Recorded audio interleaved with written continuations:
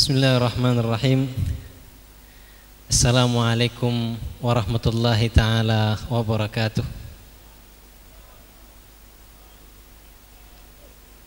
Seperti penceramah-penceramah yang lain, kurang kompak. Assalamualaikum warahmatullahi wabarakatuh.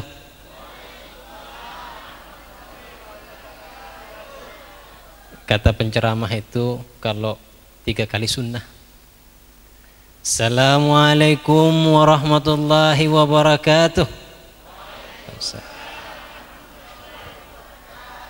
Teringat satu cerita, dulu ada seorang sahabat didatangi oleh Rasul sallallahu alaihi wasallam.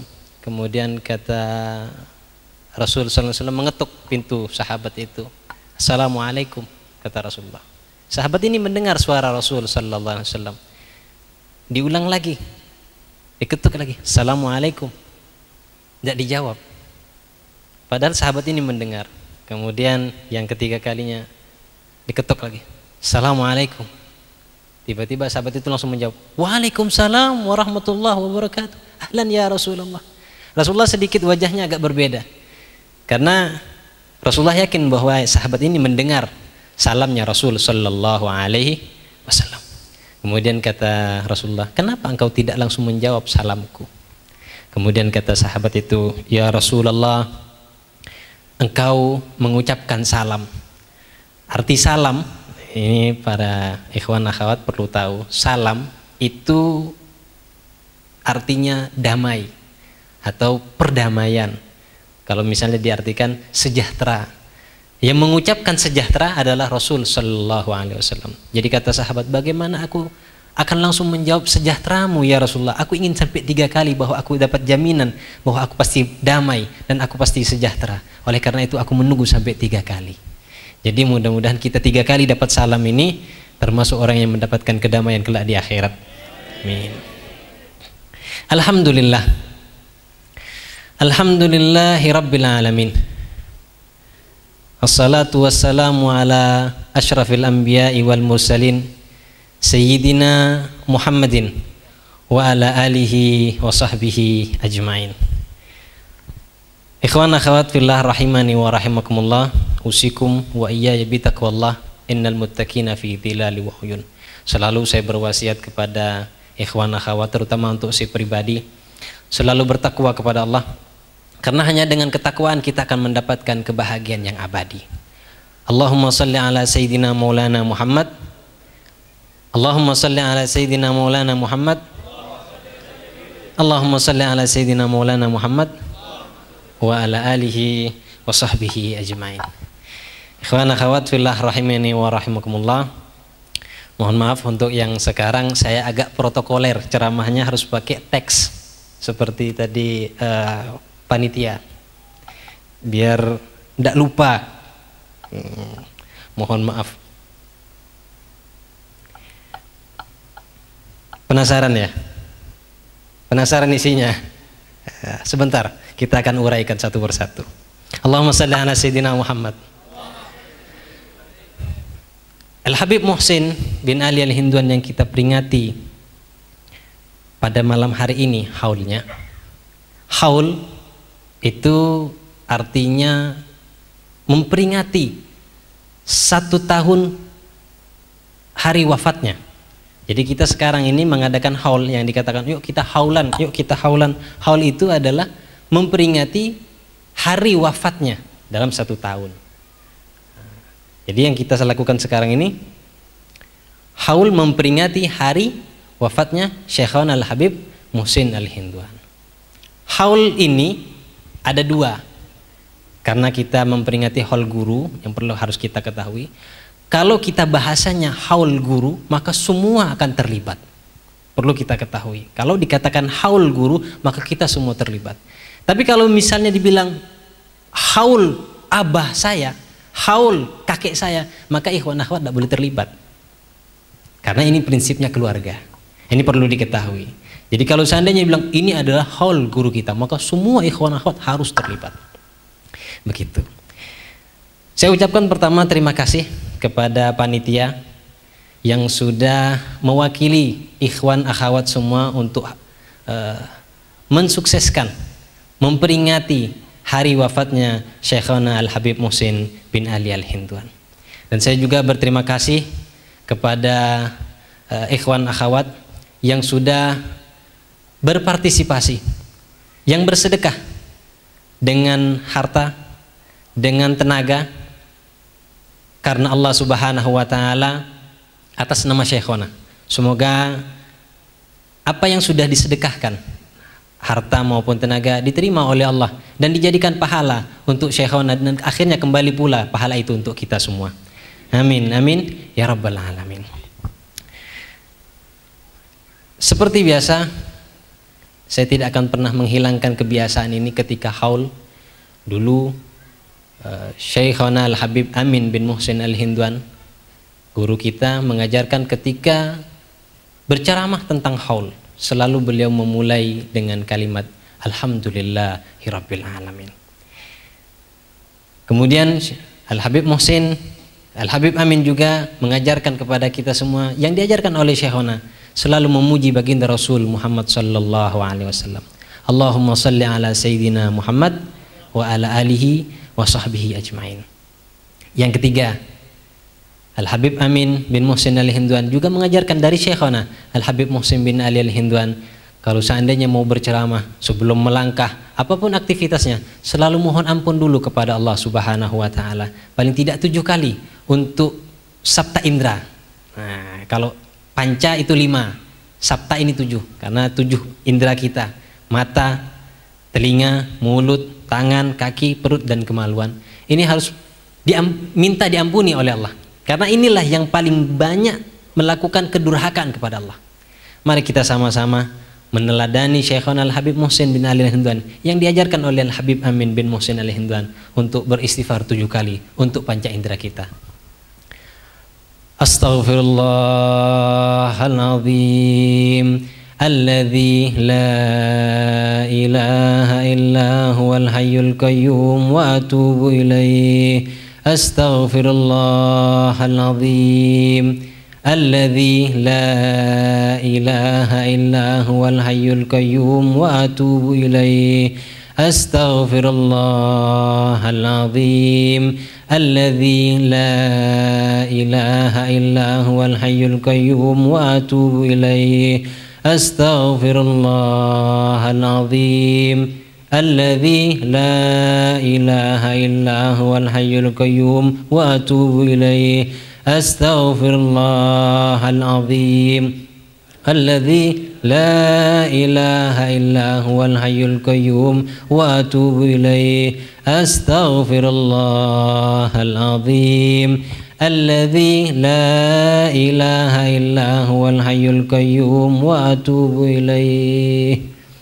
Semoga permohonan maaf kita kepada Allah diterima dan kita diampuni semua dosa-dosa kita oleh Allah. Ingat, seringkali saya mengingatkan istighfar, ada yang baca istighfar itu artinya mohon ampun. Tapi kalau misalnya bilang baca istighfar artinya baca mohon ampun. Makanya seringkali kalau kita baca istighfar sampai 1000 nggak ada rasanya, karena baca.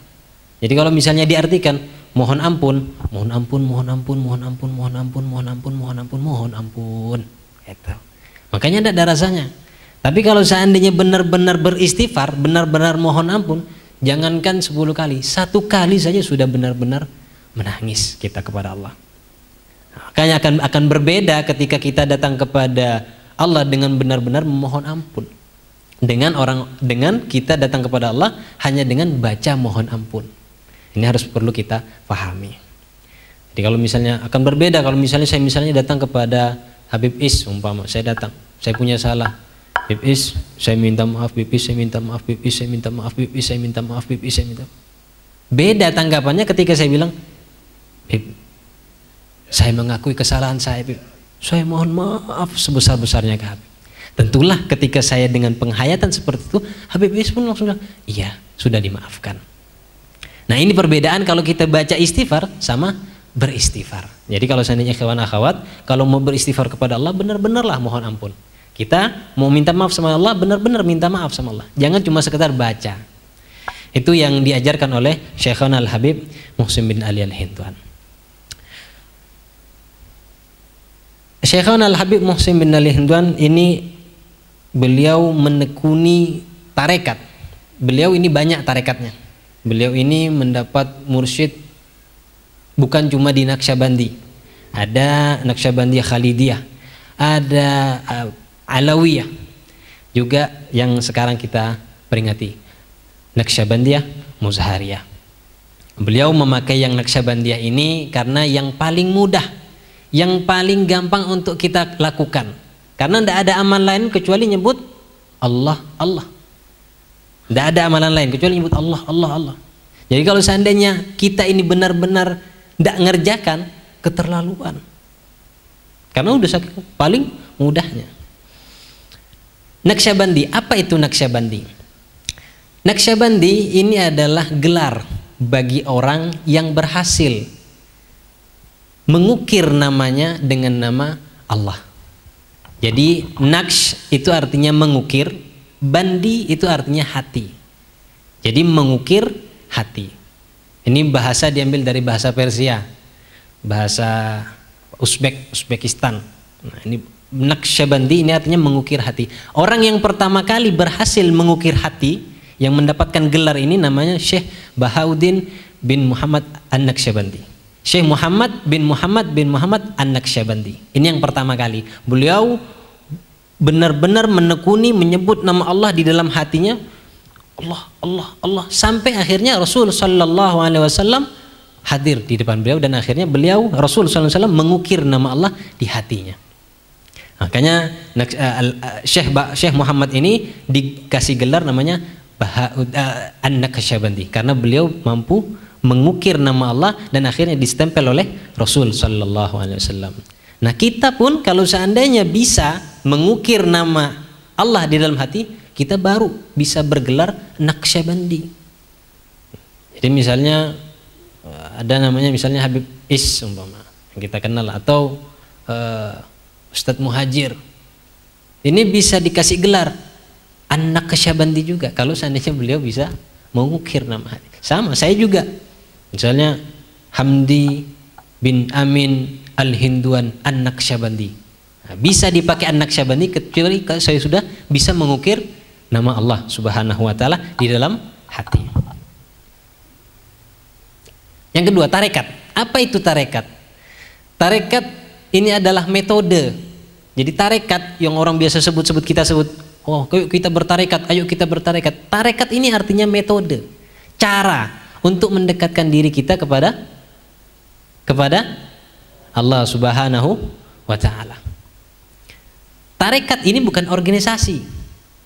Tarekat ini bukan ormas. Tarekat ini adalah satu cara untuk mendekatkan diri kita kepada Allah. Dulu ada yang bernama Al-Imam Sayyidina Ali karramallah wajhah. Beliau ini pernah datang kepada Rasul sallallahu alaihi wasallam, ya Rasulullah, ajarkan aku satu amalan yang mudah sekali. Yang mudah sekali, yang gampang sekali untuk sampai kepada Allah. Kata Sayyidina Ali. Kemudian kata Rasul sallallahu alaihi wasallam, pejamkan matamu Ali. Kemudian Rasul sallallahu alaihi wasallam langsung menalkin Sayyidina Ali. Allah, Allah. Ada yang mengatakan la ilaha illallah, la ilaha illallah. Esok harinya Sayyidina Ali karramallahu wajhah datang kepada Rasulullah, ya Rasulullah, ra'aitullah. Aku melihat Allah. Nah, ini ditalkin sama Rasulullah, besoknya langsung bisa melihat Allah. Nah, kita sudah berapa kali ditalkin ini? Talkinannya apa? Tunggu talkinan yang benar-benar marrobuka wa man nabiyuka ini baru kita bisa melihat Allah. Nah, jadi semoga kita benar-benar melatih Naqsyabandi ini, tarekat ini, mendekatkan diri kepada Allah sampai kita benar-benar bisa melihat Allah. Perlu diingat, melihat Allah ini bukan melihat seperti kita melihat sesama. Nah, yang sering kita dengar juga, kalau melihat Allah ini paling tidak 3. Melihat nama, sifat, af'al. Nah, sifat-sifat Allah, kemudian nama Allah yang ada 99 itu, kemudian sifat-sifatnya, bentuk kasih sayangnya. Siapa yang mengumpulkan kita pada malam hari ini? Siapa yang mengumpulkan malam hari ini? Kalau kita bisa melihat ini bahwa Allah yang mengumpulkan kita, maka hakikatnya kita sudah melihat Allah. Af'alnya, bukan zatnya. Jadi kalau ada yang bilang saya bisa melihat Allah, lihat apanya? Tanya dulu, lihat apanya? Zatnya, bohong berarti. Bohong. Karena yang bisa melihat Allah secara langsung waktu hidupnya hanya Rasul Shallallahu Alaihi Wasallam. Itu tarekat.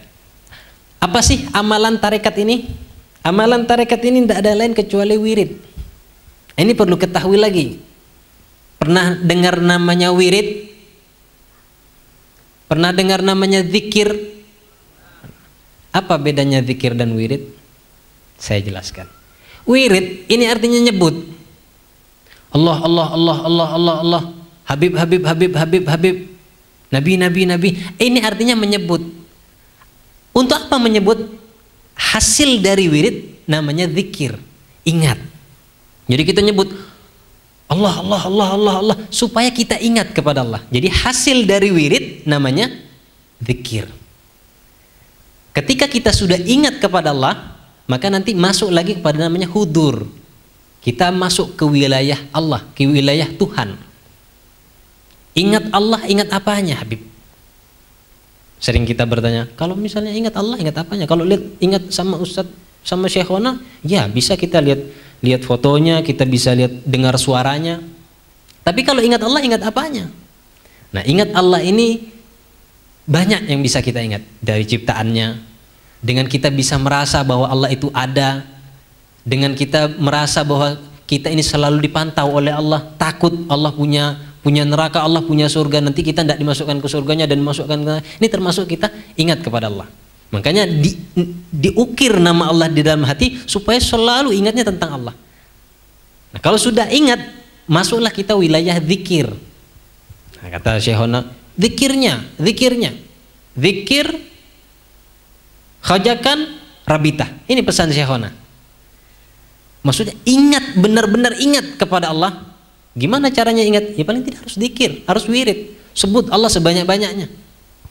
Nah, tapi nyebutnya pelan-pelan, jangan kelajuan. Karena pingin banyak hasil biar bisa sampai 70.000 umpama wiridnya. Akhirnya wiridnya lah. Bukan lah. Akhirnya lelah. Lelah akhirnya, tidak ada manfaatnya. Meskipun sedikit tapi kualitasnya bagus. Ini bisa mengukir nama Allah di dalam hati. Jadi kalau seandainya kita paham tentang apa itu wirid, apa itu zikir, nanti akan tahu kualitas wirid kita seperti apa, kualitas zikir kita seperti apa. Hasil dari zikir ini namanya hudur. Hudur ini artinya masuk ke wilayah Tuhan sudah. Nah, ini yang memang mau kita kejar di dalam tarekat, di dalam kita mendekatkan diri kepada Allah Subhanahu wa Ta'ala. Hudur itu ada dua kondisinya. Jadi wilayah Tuhan itu ada dua. Yang pertama muraqabah, yang kedua musyahadah. Muraqabah ini selalu merasa dipantau oleh Allah, merasa selalu diawasi oleh Allah. Jadi kita perlu memahami ini. Ketika kita bangun tidur, berapa kali sih kita merasa diawasi oleh Allah? Jadi kalau sudah kita masuk di dalam wilayah hudur, maka akan ketemu dengan dua tadi, muraqabah, musyahadah. Ketika kita sudah bisa terus merasa dipantau oleh Allah, maka kita akan bisa melihat Allah. Nah, ingat, saya kembali lagi bahwa melihat Allah bukan sama seperti kita melihat pada sesama ini. Akan berbeda posisinya.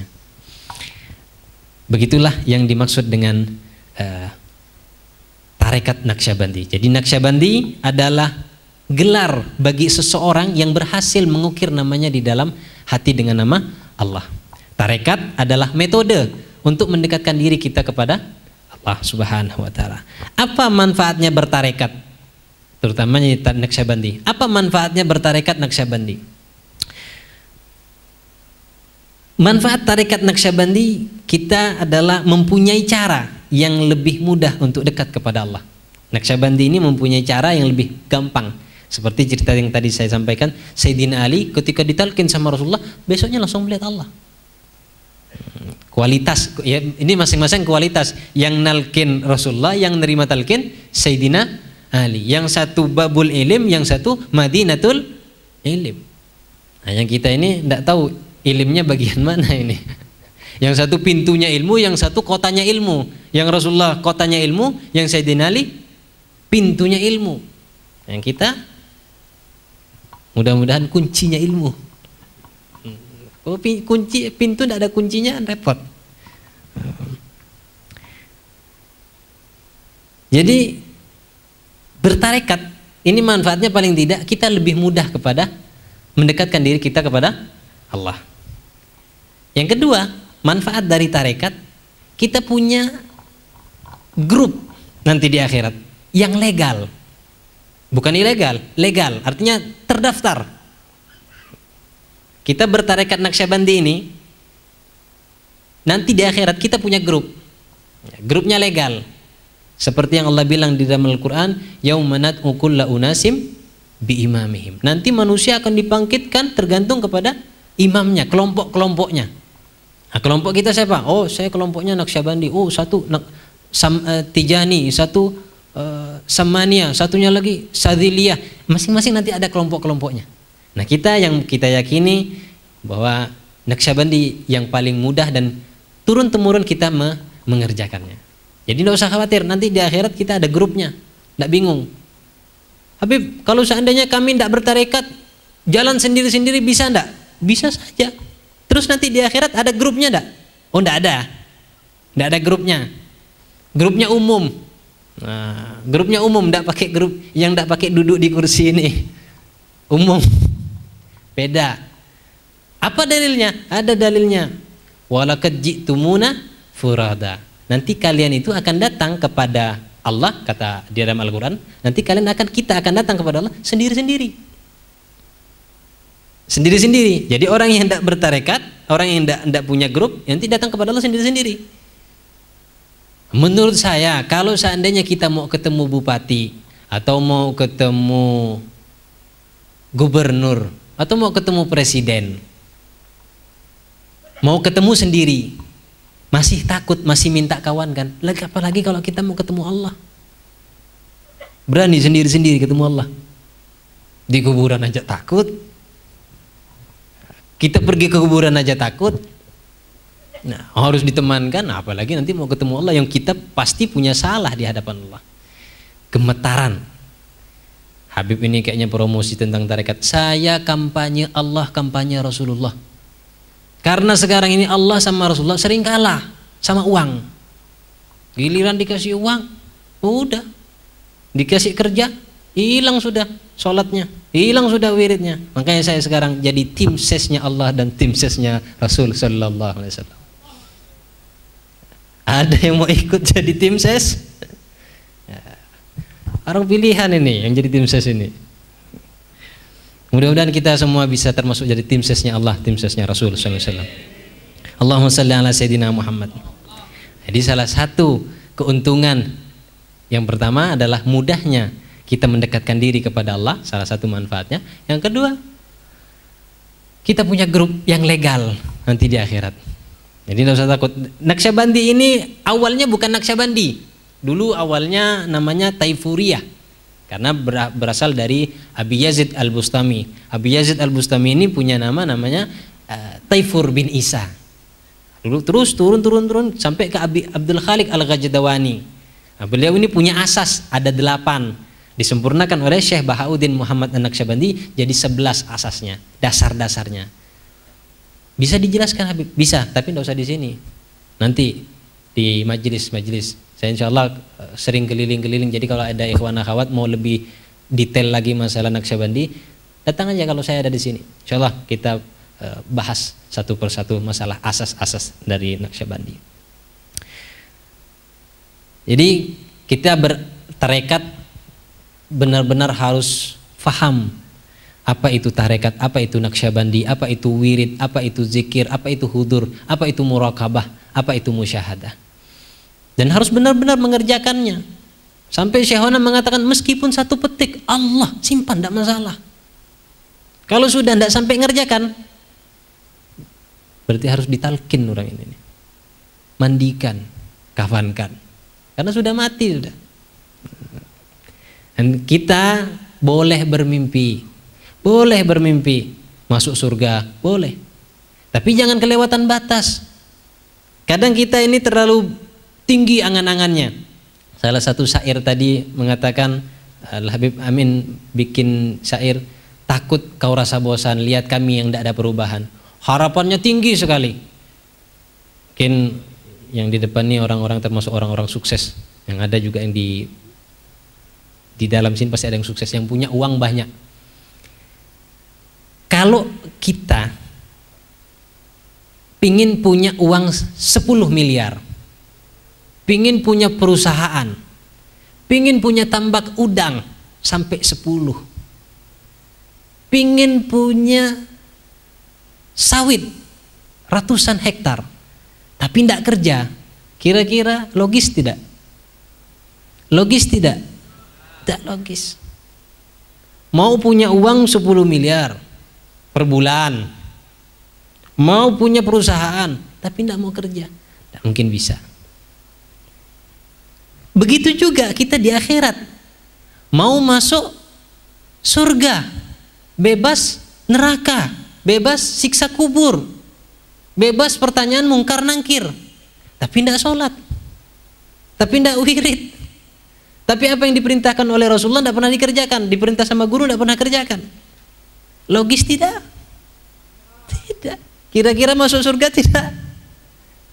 Nah, jadi tahu, kita ini tahu kapasitas kita. Berpikirlah yang logis. Kalau tidak sholat, tidak masuk surga. Dan kita jangan terlalu mengambil amalan yang paling rendah, jangan. Sama seperti kalau kita mau punya harta banyak kan paling tidak kerjanya semangat. Tidak mungkin kalau kerjanya biasa orang masuk karyawan dari jam 7 sampai jam 5, ini kerjanya cuma ambilnya jam 5 saja atau jam 4. Gimana mau sukses kalau gitu? Gimana akan ada pengalaman kalau misalnya kerjanya cuma 1 jam? Pernah mungkin kita dengar cerita, ada orang yang ahli maksiat, kemudian dia bertemu dengan satu wali, kemudian dia ingin bertobat, tiba-tiba dia meninggal. Tiba-tiba orang ini bermimpi, bertemu dengan malaikat. Ada orang bertemu dengan orang ini di dalam mimpinya, katanya orang ini masuk ke dalam surga gara-gara melihat seorang wali tadi. Iya benar, ada cerita itu, ada. Ikhwan akhwat harus yakin ada cerita itu. Tapi dari 1000 cerita ini hanya 1 orang yang bisa seperti itu. Saya kasih gambaran lagi. Orang kalau kaya, tiba-tiba kaya, atau orang kaya tanpa bekerja, ada tidak? Orang punya uang banyak tanpa bekerja, ada tidak? Tidak ada. Ada pun cuma 1 yang betul-betul mujur nasib hidupnya. Tapi kalau orang kaya yang karena bekerja banyak, karena punya potensi. Sama begitu gambarannya. Jadi ada orang yang ahli maksiat, kemudian dia taubat, baru sehari taubat, kemudian dia meninggal, masuk surga. Ada yang begitu. Ada. Tapi lebih cenderung masuk surga, awalnya memang sudah tidak pernah meninggalkan sholat. Belajar benar-benar mengerjakan apa yang diperintah oleh Rasul Sallallahu Alaihi Wasallam. Jadi jangan ngambil amalan yang paling terakhir, ngambil yang paling ujung. Wah, dengar ceramah Habib ini ngeri-ngeri, harusnya kayaknya semangat terus. Harus yang tidak boleh berdosa terus. Enggak, kita ini pasti berdosa kepada Allah. Tapi yang paling hebat, yang paling baik orang-orang yang berdosa adalah orang yang bertaubat. Ini kata Rasul Sallallahu Alaihi Wasallam. Jadi orang yang paling baik, yang berdosa yang paling baik adalah orang yang bertaubat. Nah, kita tidak pernah lepas dari salah. Mari kita selalu bertaubat kepada Allah Subhanahu wa Ta'ala. Kemudian arti takwa. Seringkali kita juga dengar ittaqullah, ittaqullah, ittaqullaha wa dharul fawahisha ma dhahara minha wa batan. Setiap hari Jumat. Takwa ini artinya hati-hati. Secara umum biasa kita dengar kalau takwa artinya menjauhi apa yang Allah larang dan mengerjakan apa yang Allah perintah. Tapi kalau di tarekat ini, takwa itu artinya berhati-hati. Berhati-hati dari hal yang buruk, berhati-hati dari hal yang baik. Maksudnya bagaimana berhati-hati dengan hal yang baik? Kalau hal yang buruk sudahlah kita paham. Kalau ada maksiat hindari, kalau ada ghibah hindari, kalau ada ini hindari. Itu hal-hal buruk. Kalau hal-hal baik, berhati-hati dari hal yang baik. Berhati-hati dari hal yang baik biasanya ketika kita mau wirid, ketika kita mau sedekah, ada saja riaknya. Dan ketika sudah riak, batal. Hanya kata Allah Subhanahu wa taala, jangan kalian batalkan sedekah kalian hanya karena mengungkit dan menyakiti hati orang itu. La tubtilu sadaqatikum bil manni wal adha. Jangan kamu batalkan sedekahmu karena hanya kamu ngungkit. Kalau bukan karena saya mana bisa jadi orang itu tuh. Dan akhirnya mengungkit-ungkit. Sama, kita punya anak, jangan diungkit-ungkit karena kita itu. Kalau bukan karena bapak, kalau bukan karena mama, kamu bisa jadi apa? Untuk sekedar memberikan pelajaran boleh, tapi jangan terus diingatkan, nanti sumpek anaknya. Akhirnya keluar anaknya. Jadi kita harus berhati-hati dari hal yang buruk dan hal yang baik. Ini yang perlu kita pahami. Jadi takwa harus berhati-hati. Bukan hanya sekedar menjauhi apa yang Allah larang. Paham itu kita. Paham. Tapi berhati-hati dari hal yang baik. Setan ini kalau mau menjebak kita dengan hal yang buruk, seringkali gagal. Setan ini. Kalau sudah mau, cobalah kalau kita sudah marah. Kata setannya, udah pukul aja, tinju, kalau bisa bunuh. Terkam. Hati kita kadang sudah mulai terhasut sama setan. Kemudian dah jadi. Ini hal yang buruk. Seringkali setan gagal. Kalau misalnya ada barang mau dicuri, curi enggak ya? Enggak usah. Seringkali begitu, seringkali gagal. Tapi kalau hal kebaikan, seringkali setan itu berhasil. Setannya bilang, kamu itu kalau mau sedekah di depan orang, supaya kamu bisa menjadi contoh yang baik. Kata setannya, oh ya benar ya, kalau sedekah harus di depan orang bisa menjadi contoh yang baik. Ketika sedekah di depan orang, kata setannya, kamulah manusia paling dermawan, tidak ada lagi yang lebih dermawan daripada kamu. Kalau bukan karena kamu, orang itu mungkin akan bisa mati tanpa ada pertolongan kamu. Iya, kalau bukan karena saya, akhirnya kalau bukan karena aku, akhirnya keakuanku timbullah sifat sombong yang hakiki. Orang yang punya sifat sombong tidak akan pernah masuk ke dalam surga. Mimpi, kata Rasul sallallahu alaihi wasallam. La yadkhul jannah man kana fi qalbihi mithla dzarratin minal kibir. Tidak akan masuk ke surga orang yang dalam hatinya punya sifat sombong. Saya duduk di sini tidak sombong, santai. Sama kita, derajat kita sama, sama-sama murid, sama-sama umatnya Rasul sallallahu alaihi wasallam. Mudah-mudahan saya diakui sama Rasul sebagai umatnya. Dan kita semua diakui oleh Rasul sallallahu alaihi wasallam. Itu. Jadi tadi yang pertama babnya bab Naqsyabandi. Kemudian bab tarekat. Yang ketiga bab takwa. Sudah ya saya jelaskan tadi. Maaf agak sedikit formal supaya saya tidak lupa dengan ini. Bab yang keempat, kita harus mengenal diri. Kita ini mau kemana? Tujuan kita apa? Seringkali kita ini menjalankan hidup tidak ngerti kita ini mau kemana sebenarnya. Maunya apa? Bangun tidur, lah udah siang lagi. Sudah malam lagi, tidur lagi. Ada orang yang bangun tidur udah nggak ngapa-ngapain, cuma kerja sampai sore, malam tidur. Ini sempat disinggung sama Syekh Wan dalam satu ceramah beliau mengatakan, kalau kayak gini terus, ya kapan untuk akhiratnya? Kata Syekh Wan. Jadi perlu kita tanya, sebenarnya kita ini mau kemana? Maunya apa? Tujuannya kemana? Siapa kita ini? Yang dikatakan aku ini yang mana? Yang bertanggung jawab nanti di hadapan Allah yang mana? Dulu saya pernah ditanya sama guru kita Habib Amin bin Muhsin Al-Hinduan. Beliau pernah bertanya, Hamdi, beliau manggil saya Adi, Di, nanti di akhirat yang ditimbang apanya di kita ini, Di? Amalnya, bukunya, apa orangnya? Saya diam saja. Di mobil beliau nanya ini. Kalau dibilang badannya, kalau yang gemuk berat ini. Berarti menang yang kurus, ringan. Kalau bukunya, ya mungkin bukunya. Kalau amalnya, saya sempat pikir gimana cara nimbang amal? Bukunya, saya jawab bukunya. Oh jadi kalau misalnya bukunya selembar gimana Di? Gak tahu Buya. Waktu itu saya manggil Buya. Diam sejenak. Tiba-tiba ada satu ikhwan yang nyeletuk. Karena kan di dalam mobil ramai, kita mau ke bandara waktu itu. Terus ada yang nyeletuk. Terus Ustaz, yang ditimbang apanya? Ustaz noleh ke belakang. Ya tunggu nanti kalau kita mati. Jadi beliau tidak memberikan satu jawaban yang pasti. Ya tunggu nanti kalau kita mati baru kita tahu yang mana yang ditimbang. Saya pikir, ya untuk apa punya pertanyaan kayak gitu? Saya bilang.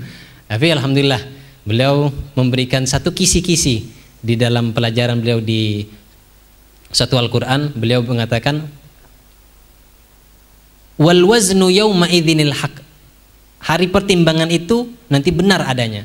Kata beliau, kata Ustadz itu, pertimbangan ini, hari timbangan ini bukan timbangan seperti timbangan ikan, bukan. Tapi timbangan itu hari mempertimbangkan. Maaf, misalnya saya kasih contoh. Ada orang, maaf, bawa sabu 0,01 gram, ketahuan.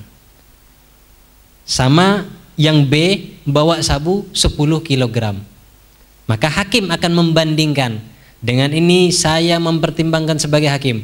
Yang A karena bawa 0,1 gram, ini cukup rehabilitasi. Yang B yang bawa 10 kilo, maka harus masuk hukuman mati. Nah, hari pertimbangan adalah mempertimbangkan amal. Apa yang sudah kita lakukan nanti di dunia ini. Itulah yang dimaksud dengan hari pertimbangan. Hari timbangan kata orang. Hari mizan, hari hisab, hari itu. Jadi kita harus tahu bahwa kita ini mau kemana, tujuannya apa yang harus kita lindungi, apa yang harus kita jaga. Yang paling penting lagi di tarekat kita ini dua. Yang paling penting di tarekat kita ini dua. Yang pertama melindungi, yang kedua merawat. Ini sama saya kasih ilustrasi seperti orang yang nanam pohon jambu. Nah, orang nanam pohon jambu ini, kalau misalnya cuma dipupuk saja, tidak dikasih perlindungan, tidak dikasih racun hama, buahnya banyak, besar-besar, bagus buahnya. Tapi begitu dibuka, busuk, banyak ulatnya. Dan ulat semua kadang. Begitu juga, kalau cuma disemprot saja, tidak dikasih pupuk, ya berbuah, bagus buahnya tapi tidak banyak. Nah sama, kita di Naqsyabandi di tarekat ini gitu juga. Kalau cuma wirid saja kerjanya, sholat malam, tahajud, Quran seminggu tidak pernah selesai terus, khatam terus seminggu, sedekah lancar, tapi sesama tetangga rusak hubungannya, saling musuh-musuhan, mulutnya tidak bisa dijaga, tengkar terus sama sesama tetangga, sesama saudara, sama orang tua sering tengkar. Ini kata Rasulullah apa? Min ahlin nar, termasuk orang neraka. Ini bukan kata saya, ini kata Rasulullah. Jadi meskipun ahli wirid, ahli bangun malam, hafal Quran, tapi kalau tidak menjaga akhlak sesama, percuma, masuk neraka. Begitu juga kalau seandainya cuma menjaga hubungan kepada Allahnya tidak dijaga, percuma juga. Ada bagus sih berbuah, tapi tidak banyak hasilnya. Itu. Nah ini yang perlu kita fahami. Kita harus benar-benar menjaga dua, antara zahir dan batin. Wirid dikerjakan, sholat jangan tinggal, dan berbuat baik kepada siapapun. Ini pesannya. Nah, jadi melindungi dan merawat. Percuma. Maaf, meskipun hafal Al-Quran, meskipun habib, meskipun kiai, meskipun orang-orang yang punya pangkat, namanya penyakit hati ini bisa menyerang. Tidak peduli penyakit hati ini. Makanya perlu kita sadari, kita harus merawat hati dan merawat batin kita ini. Bagaimana caranya? Ya, akhlak yang baik. Sampai Rasulullah sallallahu alaihi wasallam mendampingi kalimat ini, man kana yu'minu billah wal yaumil akhir falyukrim jarah. Orang yang percaya sama Allah dan hari akhir harus menghormati sesama. Ini kayaknya kita sudah mulai kehilangan seperti ini. Tetangga sudah tidak peduli. Tiap hari tengkar sama tetangga, saling sikut-sikutan. Enggak pernah, Bib, kami tidak pernah sikut-sikutan. Maksudnya omongan, saling singgung-singgung. Kalau ada yang beli motor, pingin beli motor juga. Oh biar sama. Ada yang beli kulkas juga. beli TV juga. Nggak pingin kalah, beli mobil juga meskipun kredit. Nah, akhirnya pusing sendiri mikirin kredit. Mudah-mudahan yang punya hutang dilunaskan sama Allah hutang-hutangnya. Wah, paling nyaring ini, berarti paling banyak hutangnya. Sama saya juga punya hutang, amin, mudah-mudahan lunas hutang kita ini. Allahumma shalli ala sayyidina Muhammad wa ala alihi wasallam. Yang kelima, kita harus tahu tentang dunia. Dunia ini adalah pentas, dunia ini adalah panggung. Dunia panggung sandiwara. Sering kita dengarkan apa lagu apa film ini? Lagu, dunia adalah panggung sandiwara. Panggung ini kita harus tahu, kita ini perannya apa? Kita ini harus tahu, kita ini aktor untuk menampilkan sifat-sifat Tuhan, sifat-sifat Allah. Jadi, kita ini aktor, kita di atas panggung, panggungnya harus mencerminkan sifat-sifat Allah. Allah yang maha baik, Allah yang maha kasih, Allah yang maha sabar, Allah yang maha. Ini kita harus menampilkan itu. Inilah tugas kita di dunia ini, aktor kita ini, tampil kita harus seperti itu. Menampilkan sifat-sifat Tuhan, sifat-sifat Allah. Dan kalau seandainya kita ini terlalu serius dengan aktor ini, bahaya juga. Dengan dunia ini, dengan panggung ini terlalu serius, bahaya juga. Karena kata Allah Subhanahu wa taala, "Wa mal hayatud dunya illa laibu wa lahu." Dunia ini panggung sandiwara, tempatnya senda gurau. Jadi kalau seandainya dunianya bergurau, jangan ditanggapi serius. Sampian gurau, saya serius, saya sakit hati. Saya bergurau, sampian tanggapi serius, sampian sakit hati. Pian sakit hati, ulun mah kada. Santai apa ulun nih? Kada sakit hati apa? Gitu juga dunia ini santai, dunia ini bergurau. Kita jangan tanggapi serius, nanti sakit hati sendiri. Punya mobil, mobilnya tabrakan, santai. Santai, enggak usah kepikiran, beli lagi. Kalau misalnya ngutang lagi, atau tenang ada asuransi. Tapi mudah-mudahan teman-teman kita yang ada di perjalanan juga nanti ikhwan akhwat yang berjalan pulang ke rumah masing-masing diselamatkan oleh Allah Subhanahu wa taala semua. Jadi dunia adalah panggung, jangan terlalu serius di panggung ini. Serius adalah menampilkan sifat-sifat Allah. Ini yang paling serius. Dan jangan yang paling ditampilkan sifat sombongnya. Jangan. Nah, ini sifat sombongnya terus yang ditampilkan. Jangan. Kemudian Habib katanya ada orang yang menampilkan sifat sombong boleh. Orang yang sombong dikasih kepada orang yang sombong sedekah. Ini saya jelaskan sedikit. Kalau saya sama Habib Is ini sudah sangat dekat. Sewaktu-waktu saya pakai sendal Habib Is, tentu Habib Is tidak mungkin marah karena saya sudah sangat dekat dan hubungan keluarga sama Habib Is. Tapi kalau seandainya ada ikhwan atau akhwat tiba-tiba pakai sendal Habib Is juga tidak kenal. Bah, nggak kenal, kurang ajar, sopan, pakai sendal saya.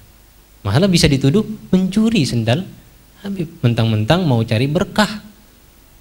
Sendalnya Habib Is dicuri. Habib diingat, bang, sendalnya takut nanti direbut sama orang. Begitu juga ketika kita sudah akrab dengan Allah, boleh dipakai. Tapi jangan keseringan makainya. Nah, itulah salah satu gambaran yang bisa saya ilustrasikan. Kemudian bab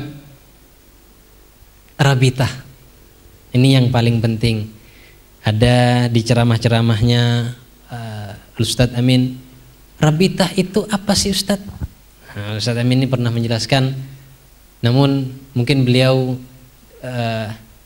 tidak selesai di panggung menjelaskan secara umum, habis waktunya mungkin. Saya mungkin bisa menjelaskan sedikit. Ini tuh juga pelajaran dari beliau. Rabitah ini artinya ikatan. Rabitah ini artinya ikatan antara murid dengan guru. Rabitah yang biasa kita kenal katanya menghadirkan wajah. Ini adalah rabitah yang paling rendah. Jadi biasa ikhwan akhwat kita ini biasa dengar rabitah, hadirkan wajah. Ini adalah rabitah yang paling rendah. Berarti selama ini kami rabita yang paling rendah. Iya, itu paling rabita yang paling setidak-tidaknya rabita. Terus rabita yang paling bagus apa? Rabita yang paling bagus adalah rabitatul mursyid. Apa rabitatul mursyid? Rabitatul mursyid adalah bisa merasakan rasanya guru. Jadi kita bisa merasakan rasanya guru. Bagaimana ilustrasinya? Saya kasih contoh ilustrasinya. Pernah satu ketika kita melihat satu adegan di video, ada orang tabrakan, maaf misalnya kakinya lecet, kita melihat kemudian terasa kakiku yang luka, terasa kaki saya yang luka ngelihat videonya. Nah ini termasuk dari rabitatul mursyid, bisa merasakan rasa orang tersebut.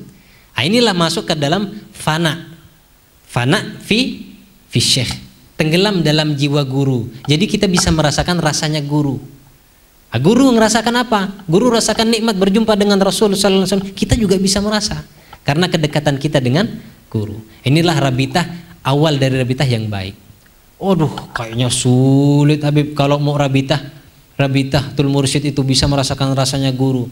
Karena kami tidak punya akses untuk lebih dekat dengan guru secara zahir, dan secara batin ya bisalah lewat mimpi. Terus ada ndak Habib cara yang lain, rabitah yang lain? Ada. Namanya rabitah ahwal, rabitah kenangan. Kenangan yang paling bagus adalah kenangan waktu kita ditawajuh sama guru, sama ustadz. Mungkin masih ikhwan akhwat pernah ikut tawajuhan bersama Ustadz Amin atau Syekhona yang masih muridnya Syekhona. Itu dikenang. Jadi waktu kita itu pejam, rabitah ini, rabitah ahwal, kenangan waktu tawajuhan, pejam. Di dalam ini kita kenang lagi tawajuhan waktu bersama guru.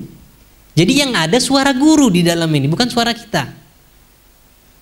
Allah, Allah, Allah, Allah, Allah. Diiramakan dengan suara tasbih. Allah, Allah, Allah. Ini rabitah ahwal, kenangan. Nah, kalau misalnya masuk lagi kenangan yang lain, boleh. Misalnya kenangan waktu baiat, kenangan waktu istighfarnya, boleh. Yang paling rendah, kalau misalnya udah tidak bisa lagi, saya tidak pernah dengar tawajuhannya, saya tidak pernah ketemu, saya baiat sekali, habis itu Ustadz Aminnya wafat atau Syekhonanya wafat, tidak sempat ketemu sama penerusnya. Bagaimana Habib? Ya makanya paling tidak serendah-rendahnya menghadirkan wajah, rupa guru. Jadi menghadirkan wajah guru inilah rabitah yang paling rendah. Menghadirkan wajah guru adalah yang paling rendah. Jadi yang mana yang paling bagus? Semuanya bagus, tapi guru pingin seorang murid itu bisa sampai kepada apa yang diinginkan. Guru pingin murid ini bisa lebih dari dirinya. Guru ini sama seperti orang tua. Mana ada orang tua yang pingin anaknya di bawah orang tuanya? Orang tua rata-rata pingin anaknya lebih dari dirinya.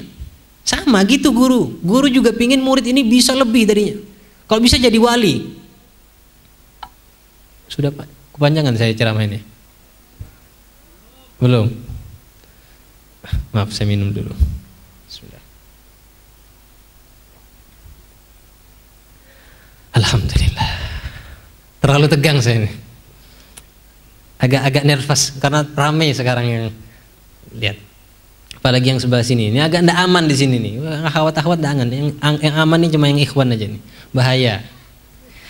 Karena kata Rasul sallallahu alaihi wasallam, "An-nadhratu sahmun masmumun min sihamin iblis." Pandangan laki ke perempuan, pandangan perempuan adalah pandangan panah iblis yang beracun. Jadi berapa banyak ini yang meracun saya ini. Aduh, bahaya ini. Aku nanti saya jatuh cinta. Aduh, repot. Ini harus kalau bahasa Madura menggenteng sekoni. Harus ada tampak sedikit ganteng. Jadi rabitah itu adalah ikatan dengan guru. Kalau orang yang belum pernah dekat sama guru, apapun yang terikat, apapun yang terkait dengan guru itu rabitah. Tapi ini di luar dari wirid. Saya ngasih contoh lagi, kalau misalnya kita tengah jalan melihat orang agak gemuk kemudian agak hitam manis, pasti semua ikhwan akhwat bilang bahwa itu adalah gurunda Ustadz Amin. Karena kenangannya begitu. Ngelihat orang yang pakai imamah bertingkat-tingkat, pasti ingatnya sama Habib Hedrah, bagi murid-muridnya Habib Hedrah. Ikatan itu, seperti itulah ikatan rabitah. Tapi itu di luar dari wirid. Kalau di dalam wirid yang paling bagus adalah kalau misal tidak bisa rabitatul mursyid, maka rabita ahwal, mengenang suara guru di dalam hati. Dikenang suara guru. Allah, Allah, Allah. Seiramakan dengan sarama tasbih. Allah, Allah, Allah, Allah. Sehingga tidak ada suara kita, yang ada suara guru. Inilah nanti yang akan menjadi pedoman kita ketika sakaratul maut. Mudah-mudahan kita diselamatkan oleh Allah dunia dan akhirat, dan kita bisa berkumpul kelak bersama Syekhona di bawah Panji Habib Amin dan Habib Haidrah bin Muhsin Al-Hinduan, untuk kita bersama kelak kumpul bersama Syekhona dan kita nanti menghadap kepada Rasul sallallahu alaihi wasallam. Mungkin hanya itu yang bisa saya sampaikan. Kurang dan lebihnya saya mohon maaf. Kembali saya ingatkan, Naqsyabandi itulah mengukir hati, tarekat metode, bukan ormas, bukan organisasi. Ini adalah metode untuk mendekatkan diri kita kepada Allah. Kemudian takwa, kita harus berhati-hati dari hal yang baik, bukan hanya hal yang buruk. Kita harus tahu jati diri kita mau kemana, kita harus benar-benar merawat dan menjaga. Dan rabitah yang bagus adalah mengenang suara guru di dalam hati, suara talqinnya Allah, Allah, Allah, sehingga kita bisa benar-benar merasakan nikmat nur cahaya Allah masuk ke dalam hati. Mungkin hanya itu yang bisa saya sampaikan. Sedikit ada merchandise dari panitia. Tolong panitia di eksekusi ini untuk perwakilan setiap daerah, seperti cerita di Manis Mata. Namun ini tidak terlalu banyak, ada ya panitia. Nanti disebutkan. Silakan. Nah lagi. Mohon jangan bubar dulu.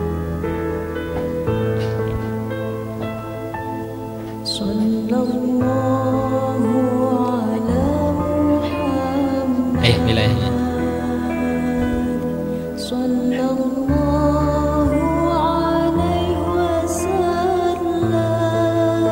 Untuk wilayah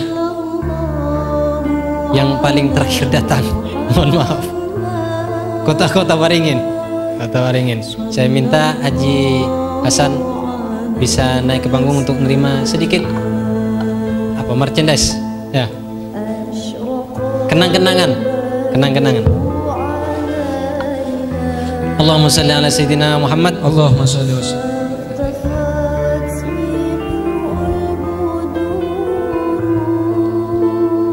Kemudian lagi dari Manis Mata, dimohon kesediaannya Manis Mata. Siapa wakil Manis Mata? Haji Umbai, ya, Haji Umbai. Kursinya dikasih.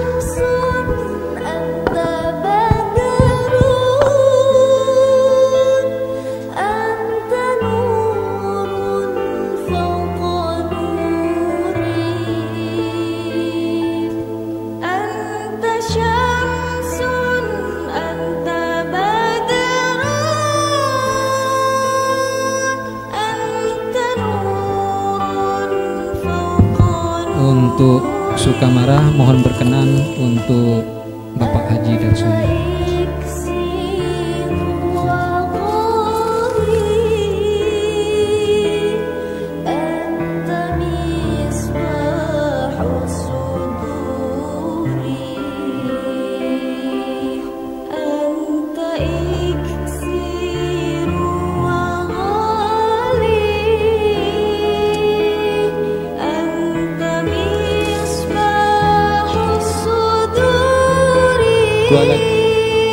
Kuala Jelai yang mewakili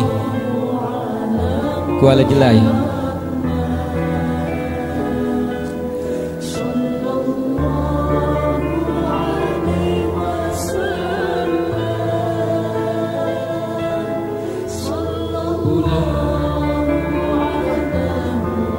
Pulau Nibung.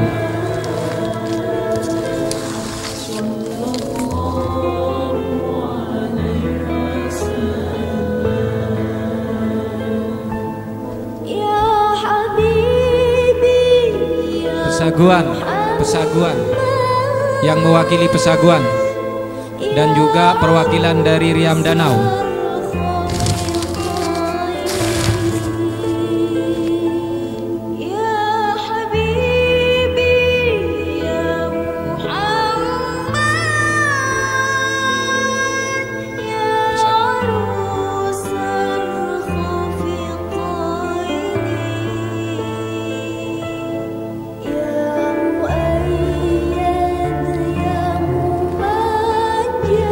Nih, Riam Danau.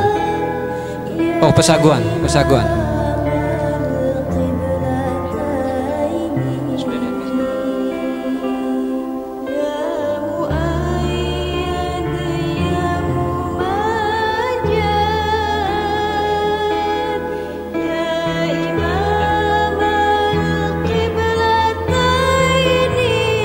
Riam Danau.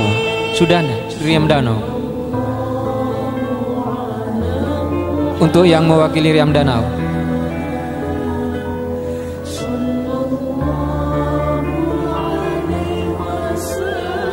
Pangkalan Bun. Untuk Pangkalan Bun. Pangkalan Bun, Pak Syafruddin.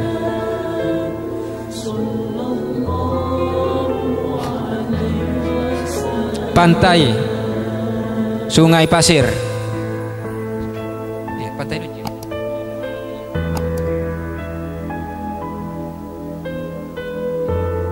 Haji Rashid.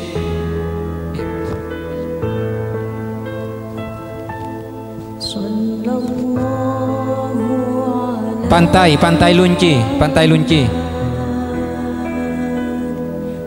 Pangkalan Bun juga belum hadir. Pak Syafruddin.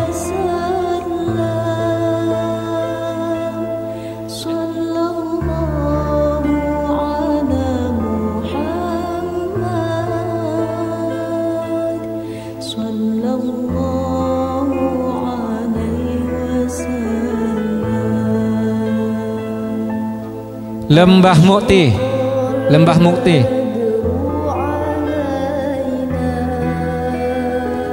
Pantai. Untuk Lembah Mukti. Yang terakhir Lembah Mukti. Mohon untuk yang mewakili.